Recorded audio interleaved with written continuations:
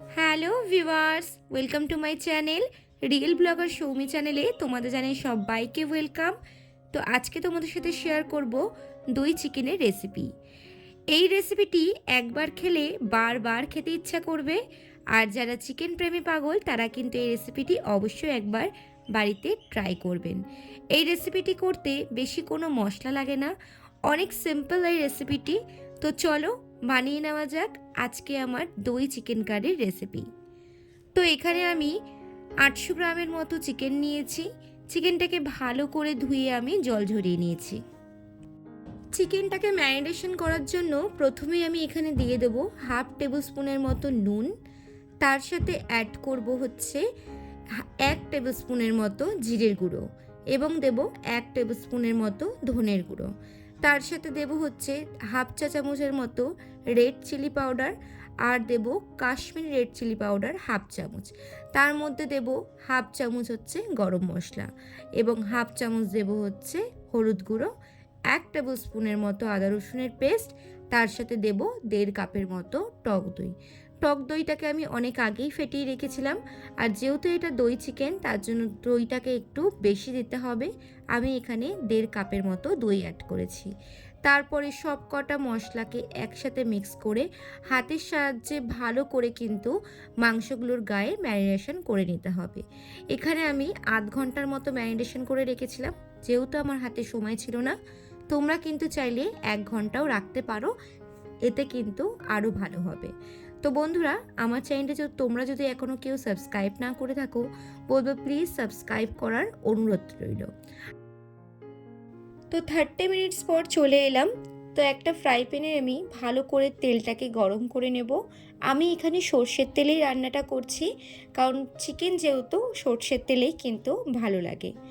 তো ভালো করে গ্যাসের ফ্লেমটাকে লোতে রেখে ভালো করে তেলটাকে আমি গরম করে নেব। তেলটা যখন গরম হয়ে যাবে তো ফোড়নের জন্য এখানে আমি দিয়ে দেবো একটা দারচিনি, 4টি এলাচ আর দিয়ে দেবো 5টি লবঙ্গ। এলাচটা কিন্তু ফাটিয়ে দিতে হবে, নত কিন্তু তেল ছিটতে পারে। তার সাথে দিয়ে দেবো হচ্ছে 2টি তেজপাতা আর দিয়ে দেবো 2টো শুকনো লঙ্কা।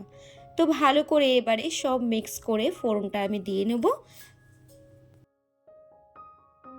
ফোড়ন থেকে মিষ্টি গন্ধ বেরিয়ে গেলে আমি এখানে 1.5 খানার মতো পেঁয়াজ বাটা দিয়ে দেবো।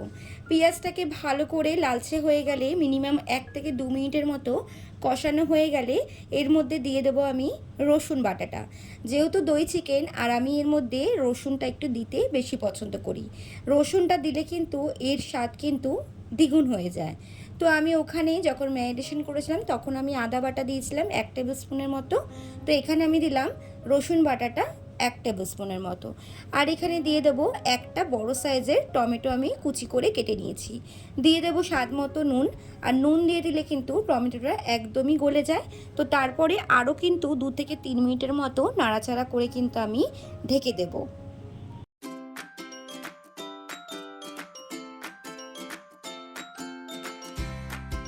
মশলাটা একটু কষানোর পর এখানে আমি দিয়ে দিলাম জিঞ্জার পেস্ট।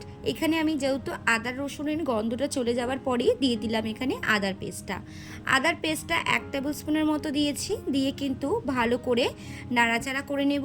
এবং এখানে কিছু গুঁড়ো মশলা উপকরণ দিয়েছি। হলুদ গুঁড়ো দিলাম 1 টেবিল স্পুন, দিয়ে আদাটাকে দিয়ে ভালো করে মশলাটাকে আরও 5 মিনিটের মতো কিন্তু আমি এখানে কষিয়ে নেব।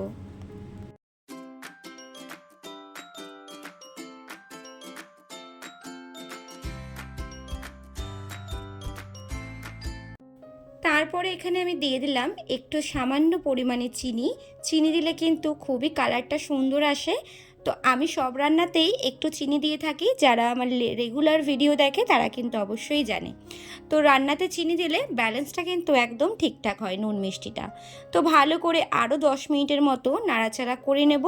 নাড়াচাড়া করার পর মশলা যখন ভালো করে কষে যাবে তখন ম্যারিনেশন করা চিকেনটাকে দিয়ে দেব।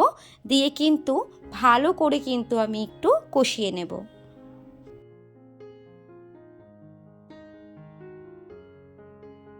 এখানে কিন্তু চিকেনটা যখন কষাবে তখন কিন্তু গ্যাসের ফ্লেমটা একদমই লোতে রাখতে হবে, নত কিন্তু চিকেন পুড়ে যেতে পারে।